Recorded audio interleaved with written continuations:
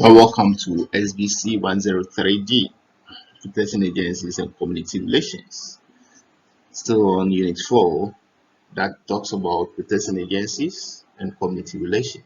And in this session, you would learn about an important attribute that can enhance the work of protecting agencies.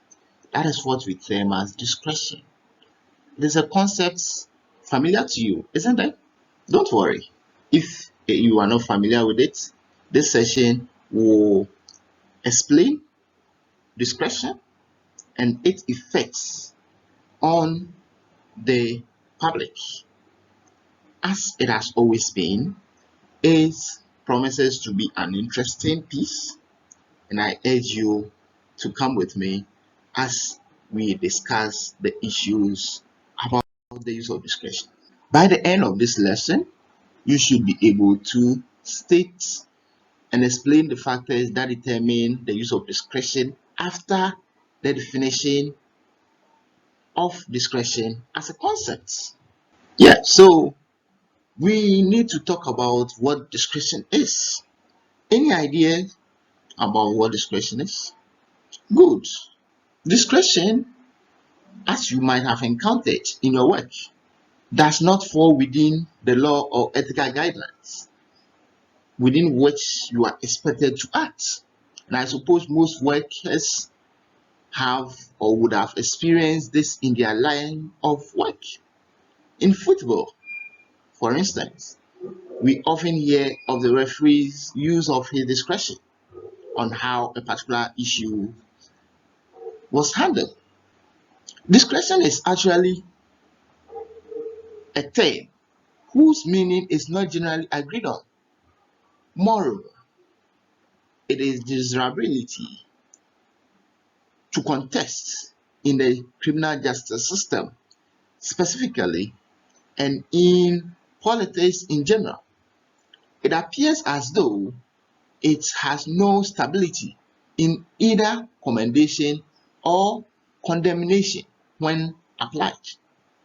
In other words, if it produces results in good outcomes for society, it is praised. But if it becomes negative, it is condemned. This gives you an idea of how controversial the term discretion is.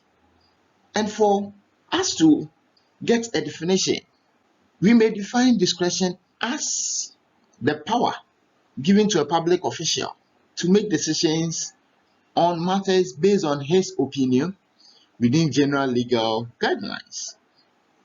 It may involve exercising sound judgment on a matter that is not specifically defined by any law. Do you understand that? Yes.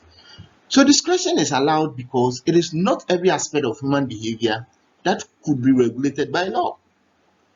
So the use of discretion may also be allowed when officers to be innovative in the way they deal with crime. And what are some of the factors that could determine the use of discretion among the protection agencies? So the first factor that we will talk about is the background of the officer. Background of the officer, interesting, right? Good. It would be generally expected that officers who come from families where children are given the freedom to take their personal initiative to solve problems are more likely to be confident in their own abilities and make sound judgments and would therefore use more discretion. Moreover, if the trainers of officers were more likely to use discretion in some matters, officers who train under such senior officers are more likely to use their own discretion on various matters. It is fundamental as we talked about socialization. Good. The second thing we'll talk about will be characteristics of a suspect. And these suspects are determined by the use of discretion. If the suspect has a record of breaking jail or being crafty in their dealings with the police, an officer may use his own discretion in ensuring that the suspect does not repeat such action. The exact action that the officer might take may not necessarily be spelled out by the law, yet it might not necessarily also be contrary to the spirit of the law. You get it? Good. The next one is departmental policies. Some police departments may tolerate the use of discretion than others. The various protection agencies, such as the police, may vary their use of discretion based on the specific policy guidelines that are available to officers who operate in that department. For instance, the police relation departments may not necessarily have the same policy as the use of discretion as a criminal investigation department. You get it? Better. The next thing we talk about is community interest. The interest of the community in which the officers operate will determine how discretion is used. For instance, if the culture of the community forbids anyone who disrupts certain customary activities to effect arrest, and the community also has good relations with the protection agencies, when a crime is committed during those occasions, the police could simply tell the traditional authorities to hand over the suspects to them after the occasions. The next thing we'll talk about will be disagreements with the law.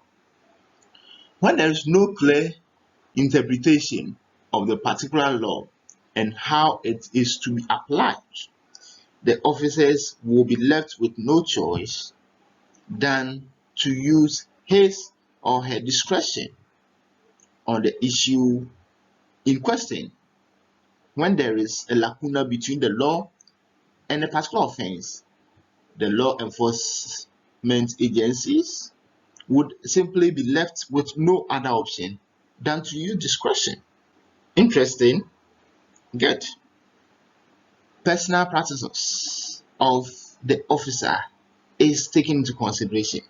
Here we are referring to the officer's own practice that are based on tuition when to use his or her discretion. An example is how an officer who is part of the highway patrol team uses his personal intuition to stop and search a particular vehicle or not others. So you see that when vehicles are passing, the highway patrol team can choose to stop a particular vehicle or not, and it's still the use of discretion. Any question? Okay, so you've been thinking through the concept of discretion and the factors that determine the use of discretion among protection agencies. You learn that discretion is generally based on judgment of the officers, since there is no objective criteria for determining whether it is appropriate or not. I trust that this lesson has been helpful. Good. Join me as we continue with the protection agencies and community relations in our subsequent sessions. And as always, it promises to be interesting and exciting. So until we meet again for that, bye. Thank you.